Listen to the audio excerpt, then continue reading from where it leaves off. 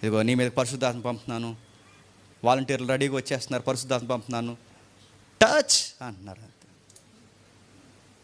Touch ఏంటండి అని అడుగుతున్నాను. టచ్ ఏంటండి? అరే ఆయన వస్తాడు, నీతో ఉంటాడు, ఆయన లీగల్ అడ్వైజర్గా నడిపిస్తాడు. ఆయన ఎప్పుడు వస్తాడంటే ఆజ్ఞలు పాటించి రక్షణ పొంది, ఎవడైతే రక్షణ పొంది ఆజ్ఞలు పాటిస్తూ ఆయన విశ్వసించి నడుస్తారో వారిలో ఆయన ఉంటాడని బైబిల్ ఇంత కూలంకషంగా మనకు రికార్డెడ్గా బైబిల్ 261 సార్లు క్రొత్త నిబంధనలోనే ఇంత రికార్డ్స్ మనకుంటే ఈ టచ్లు ఎక్కడి నుంచి వచ్చినాయండి? బాధండి చెప్పనా. కొంతమంది అంటున్నారు ఆయనకు ఆ వరం ఇచ్చాడు, చెప్పండి, మీకు బోధించే వరం ఇచ్చాడు, నీకు తిరమలేక చెప్తున్నా అలాంటివన్నీ.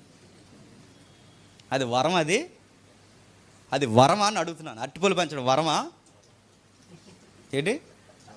జ్వరం అంట, అదిగో వరమా, అది వరం అని అడుగుతున్నాను.